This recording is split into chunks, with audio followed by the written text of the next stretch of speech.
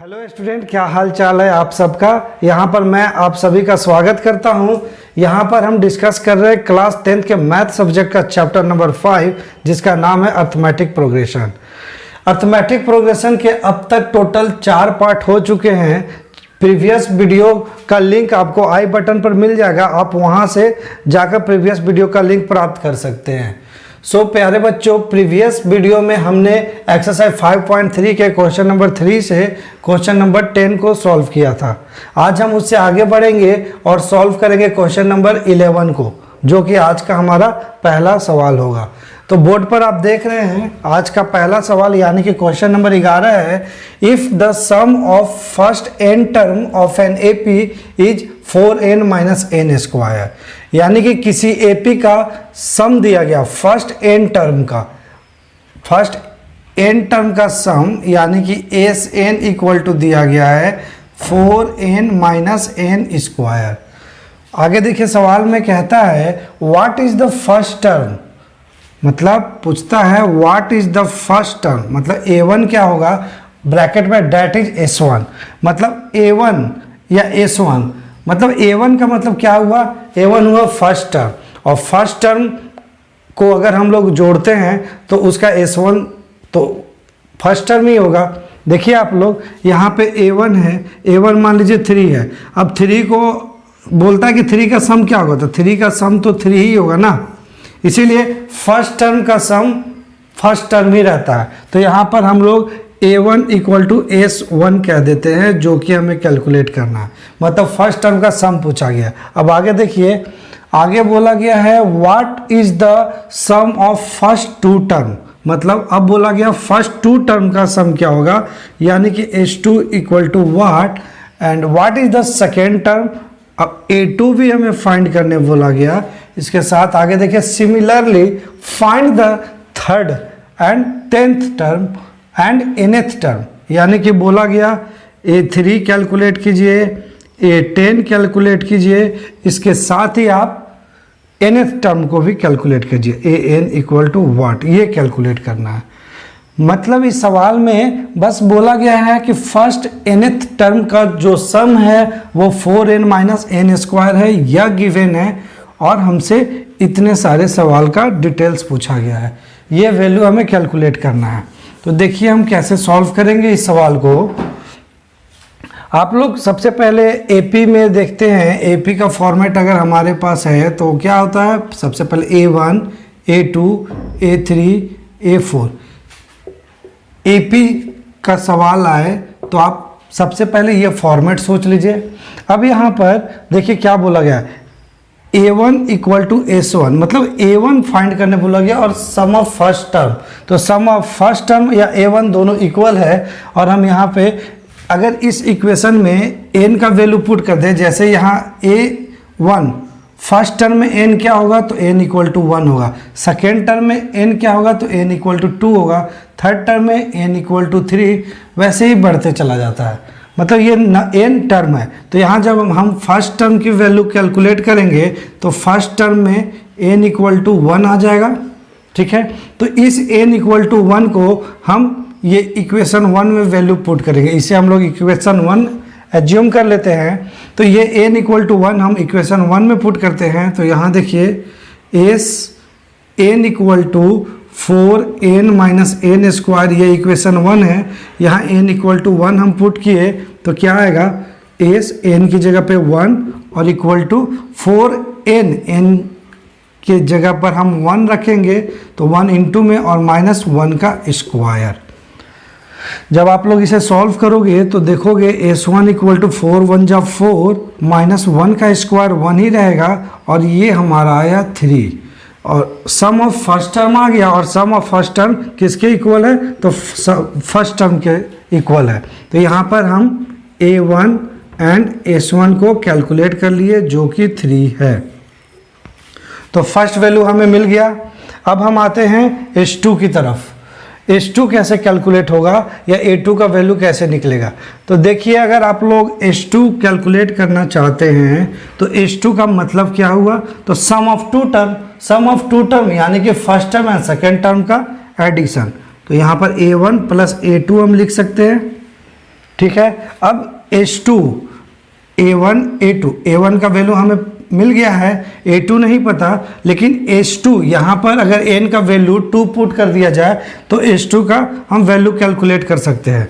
तो यहाँ पर H2 इक्वल टू, इस इक्वेशन के अकॉर्डिंग हम क्या लिखेंगे, तो 4 n की जगह पे 2 पुट करेंगे, n की जगह पे 2 पुट करेंगे तो 4 इंटू 2 माइनस 2 का स्क्वायर, n का स्क्वायर है ना, तो यहाँ 2 का स्क्वायर इक्वल टू में a अभी हमने सॉल्व किया जो कि 3 है प्लस A2। अब आप जब इसे सॉल्व करोगे तो देखो यहाँ पर 4 2 जा 8 हो जाएगा और माइनस 2 2 जा 2 का पावर 2 यानी कि 4 और यह 3 प्लस A2। जब हम लोग इसे सॉल्व करते हैं तो 8 माइनस 4 4 आएगा, तो ये 4 और ये 3 RHS से LHS की तरफ आएगा जो कि माइनस में हो जाएगा, और A2 इससे जब हम लोग सॉल्व करते हैं A2 को LHS तरफ लिखते हैं और 4 माइनस 3 हो जाएगा 1।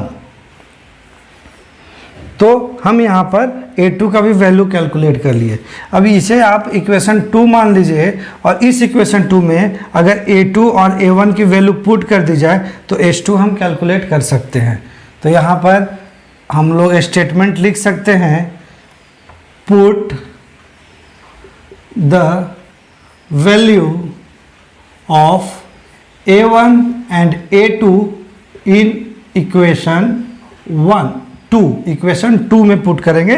तो इक्वेशन 2 हमारा है H2 equal to A1 plus A2, और A1 अभी हमने कैलकुलेट किया था जो कि 3 है, प्लस A2 कैलकुलेट किया 1। तो यहाँ पर H2 हमें मिल गया 4। तो H2 भी हमने फाइंड कर लिया, A2 भी फाइंड कर लिया। अब आगे A3, A10 या AN फाइंड करने के लिए हमारे पास कॉमन डिफरेंस का होना ज़रूरी है। तो अब यहाँ पर हम देख रहे हैं कि हमारे पास first term and second term मिल गया है, तो कॉमन डिफरेंस हम कैलकुलेट कर सकते हैं। कॉमन डिफरेंस का फॉर्मूला होता है A2 माइनस A1। A2 हमारा कितना 1 है और A1 अभी हमने कैलकुलेट किया 3। तो जब इसे हम लोग सॉल्व करेंगे तो ये आएगा हमारा -2। D का वैल्यू आया -2, A2 1 है, हाँ -2 आया। अब हम लोग आगे चलते हैं और A3 निकालते हैं। तो सबसे पहले हम लोग फॉर्मूला लिखेंगे nth टर्म का। तो फॉर्मूला nth टर्म का क्या होता है ये आपको पता है, an equal to A1 plus n minus 1 into d. यहाँ पर आप स्टेटमेंट लिख सकते हैं, write the formula of nth term, और यहाँ n इक्वल टू अगर हम 3 पुट करेंगे तो A3 आएगा, और A1 का वैल्यू हमारे पास 3 है, प्लस n हमारा यहाँ 3 और ये -1, d कैलकुलेट किया हमने जो कि -2 है। जब इसे सॉल्व करते हो आप लोग तो देखो 3 प्लस ये 3 माइनस 1 2 हो जाएगा, 2 माइनस 2 यानी -4। अब 3 और ये plus minus minus, plus minus minus और ये 4 यानी कि -1 आएगा A3। A3 -1 आया। A10 कैलकुलेट करते हैं तो सेम यहीं पे हम पुट करेंगे n इक्वल टू 3 इस इक्वेशन में। तो A10 इक्वल टू A1 जो कि 3 है, प्लस n की जगह पे 10 -1 और d का वैल्यू -2 हमने सॉल्व कर रखा है। सॉल्व करो इसे तो देखो 3 प्लस 10 में से गया 9 और -2 मतलब -18 ये हो जाएगा 3 -18 मतलब -15। A10 आया -15। लास्ट में हम लोगों को कैलकुलेट करना है AN, और AN का फॉर्मूला होता है A1 plus n minus 1 into D. A1 हमारे पास कितना है, A1 3, n नहीं पता n-1 और d हमने कैलकुलेट किया है -2। ये 3 प्लस -2 मल्टीप्लाई होगा इससे तो -2n और माइनस माइनस प्लस 2, ये ब्रैकेट में हो जाएगा क्योंकि माइनस में है। अब इसे सॉल्व करो तो देखो 3 प्लस माइनस -2n प्लस 2 अब इसे आगे सॉल्व करो आप लोग। तो यहाँ पर हम लोग देखते हैं कि ये 3 + 2 5 और ये -2n हो जाएगा, यानी कि an हमें मिला 5 - 2n, और हमें a1 कैलकुलेट करना बोला गया था, s1 भी कैलकुलेट करने बोला गया था जो कि हमारा 3 आया। इसके बाद a2 कैलकुलेट करने बोला गया था, s2 भी कैलकुलेट करने बोला गया, इसके साथ a3 a10 and an calculate करने बोला गया था। तो an यहाँ पे हमने कैलकुलेट किया, a1 कैलकुलेट कर लिया, a2 हमारा 1 आया, a2 1 एंड s2 4 आया, s2 4, a3 -1 एंड a10 हमारा आया -15। तो these are the answer of question number 11।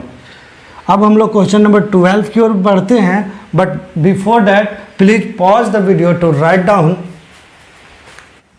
Well student, अब हम लोग क्वेश्चन नंबर 12 की ओर बढ़ते हैं। देखिए क्वेश्चन नंबर 12 है, find the sum of the first 40 positive integers which is divisible by 6।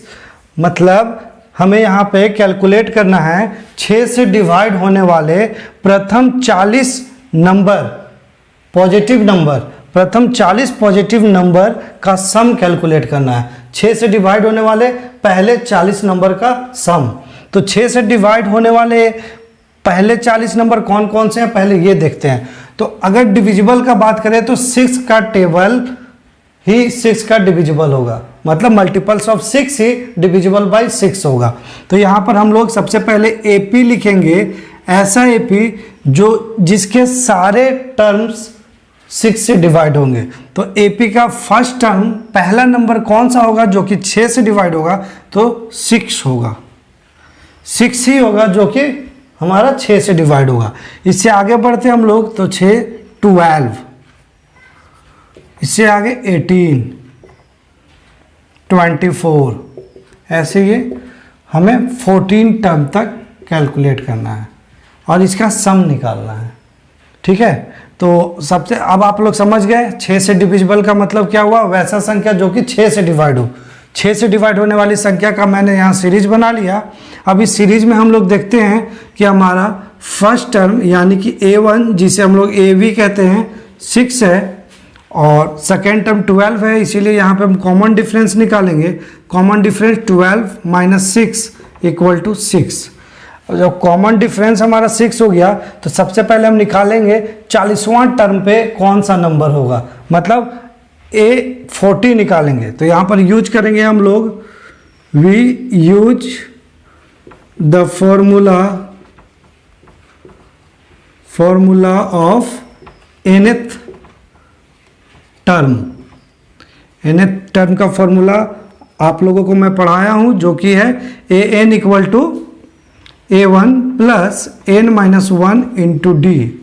तो यहाँ पे nth टर्म पे क्या है, 40 है, तो n = 40, an मतलब A40 = हो जाएगा A1 जो कैलकुलेट किया 6 + n, 40 है, 40 - 1 d अभी कैलकुलेट किया 6।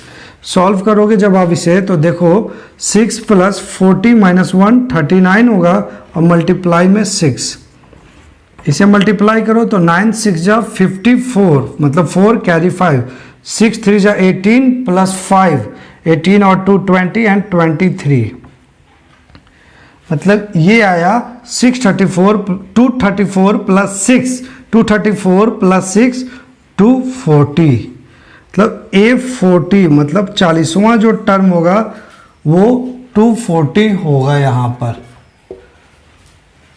अब हमें क्या बोला है, सम ऑफ 40 पॉजिटिव इंटीजर। तो सम ऑफ 40 पॉजिटिव इंटीजर के लिए हम पहले सम का फॉर्मूला लिखेंगे, और सम का फॉर्मूला हमारे पास 2 होते हैं।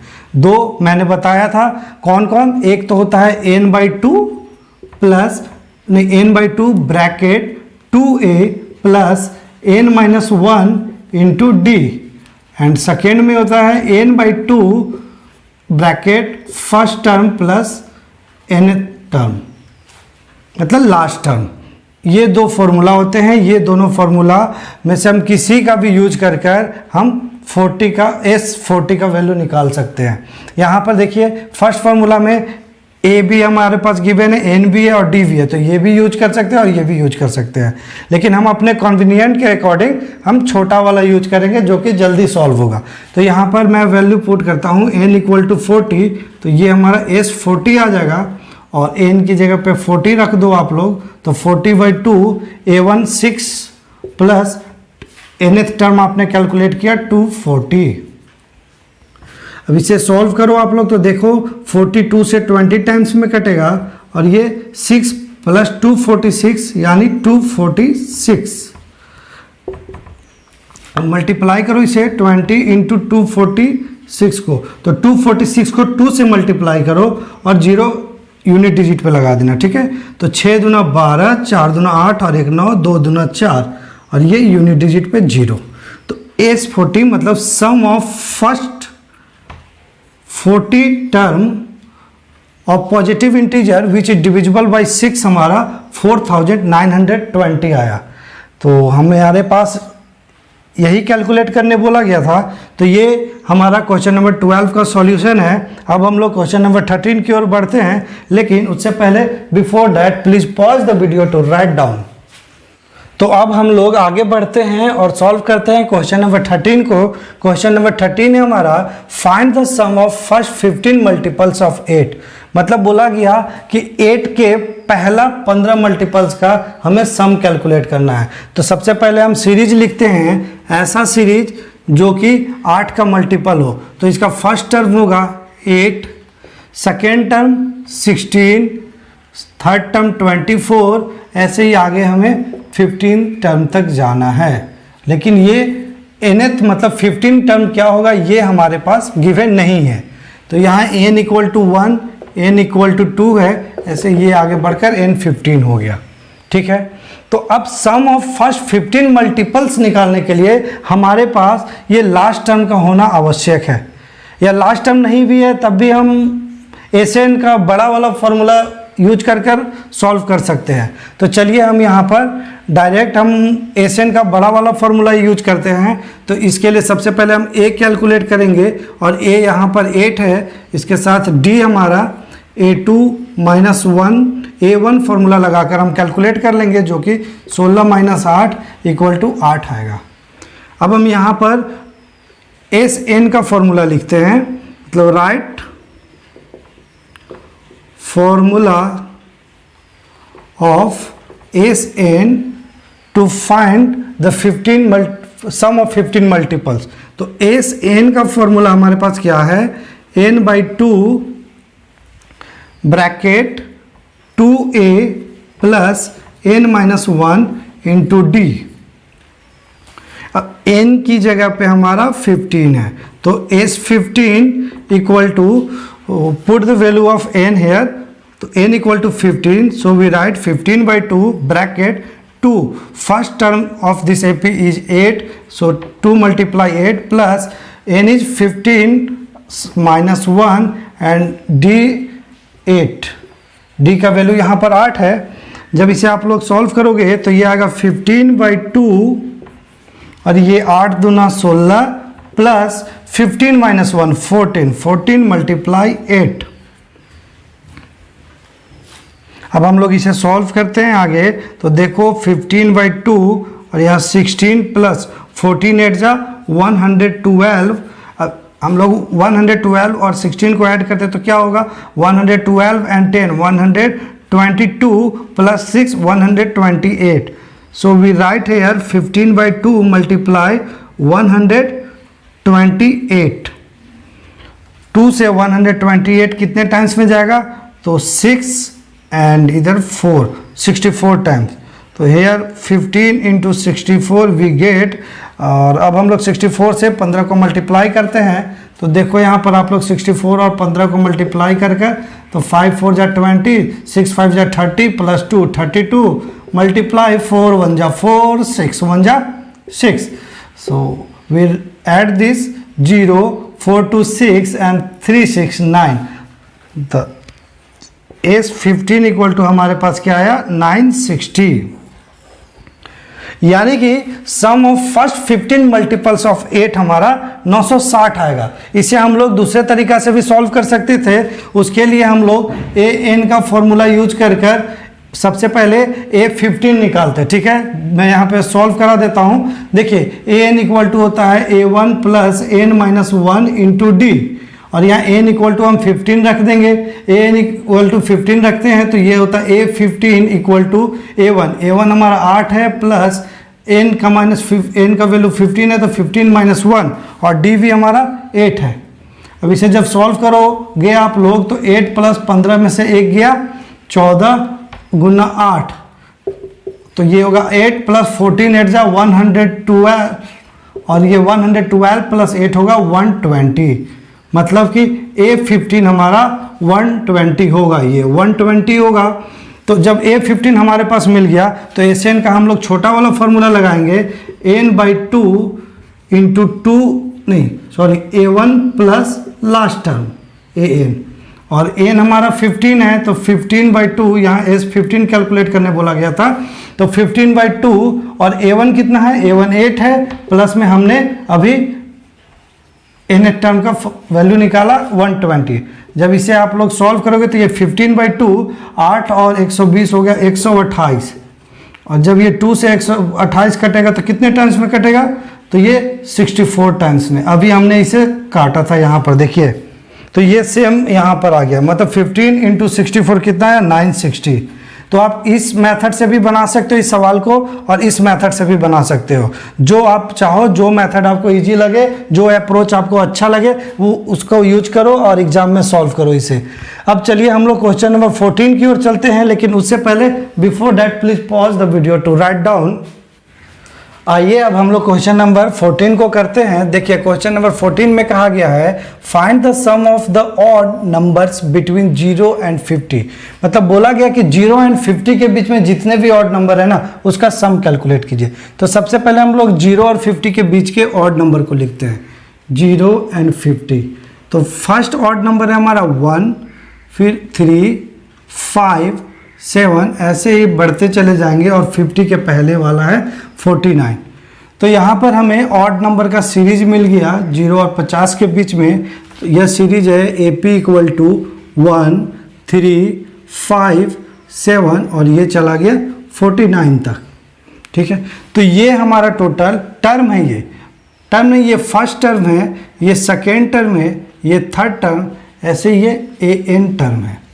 अब हमें क्या निकालने बोला गया, सम। तो सम का फॉर्मूला क्या होता है, ये देखिए SN इक्वल टू क्या होता है, n/2 bracket 2a plus n minus 1 into D, ये होता है SN का फॉर्मूला।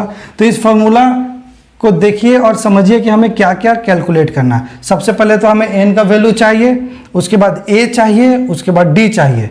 तो हमारे पास इस सीरीज में फर्स्ट टर्म तो गिवन है, फर्स्ट टर्म A1 या A से डिनोट किया जाता है जो कि 1 गिवन है, और D हम लोग कैलकुलेट कर सकते हैं A2 माइनस A1 फॉर्मूला के यूज से। A2 हमारा 3 है एंड A1 हमारा 1 है, तो 3 माइनस 1 2, यानी कि D भी हमें मिल गया जो कि 2 है। अब हमें कैलकुलेट करना है N, और N कैलकुलेट करने के लिए हम लोग यूज करेंगे use formula of nth term. nth term के फॉर्मूला से हम लोग n यूज करेंगे।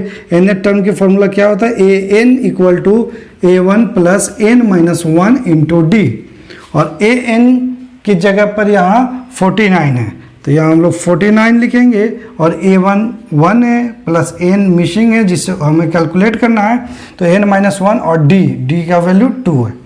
इसे सॉल्व करो आप लोग, देखो ये 49 हो जाएगा, और ये 1 प्लस 2 दोनों में मल्टीप्लाई होगा तो 2n माइनस 2।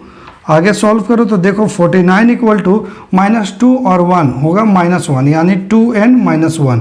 ये -1 49 की तरफ जाएगा तो प्लस में होगा, और हमें मिलेगा 2n इक्वल टू 50, और n इक्वल टू 50/2, जो कि कैलकुलेट होकर हमें 25 मिलेगा। यानी यहाँ पर n इक्वल टू 25 हमें मिल गया। तो अब n इक्वल टू 25 मिल गया, तो हम लोग यहाँ पे सम निकाल सकते हैं 25 टर्म्स का। ये 25 क्या है? टर्म्स है। इसका मतलब क्या हुआ कि 0 और 50 के बीच में टोटल 25 टर्म है, जो कि ऑड नंबर है। टोटल 25 टर्म्स है, ठीक है। तो हम लोग निकालेंगे सम ऑफ 25 टर्म्स। तो here value of n is 25, so we write the value of n 25 by 2 bracket 2, value of a is 1, तो मल्टीप्लाई 1 प्लस n इज 25, तो 25 minus 1 and d is 2, so we write 2। अब फटाफट इसे solve कीजिए, ये आ जाएगा 25 by 2 into 2 1 जा 2 plus 25 minus 1 24, 24 को 2 टाइम्स मल्टीप्लाई कीजिए तो क्या आएगा 48, 48 ये आया 25 बाई 2 और ये 48 प्लस 2 50, ये मल्टीप्लाई होगा 2 से 50 कितने टाइम्स 25 टाइम्स जाएगा, मतलब S25 इक्वल टू होगा 25 मल्टीप्लाई 25 और 25 मल्टीप्लाई 25 मतलब 25 का स्क्वायर, और 25 का स्क्वायर क्या होता है 625 होता है। इसे आप मल्टीप्लाई करके चेक कर लेना, मुझे याद है, ठीक है। तो ये आंसर है आपका क्वेश्चन नंबर 14 का। अब हम लोग बढ़ेंगे क्वेश्चन नंबर 15 की ओर। So please pause the video to write down.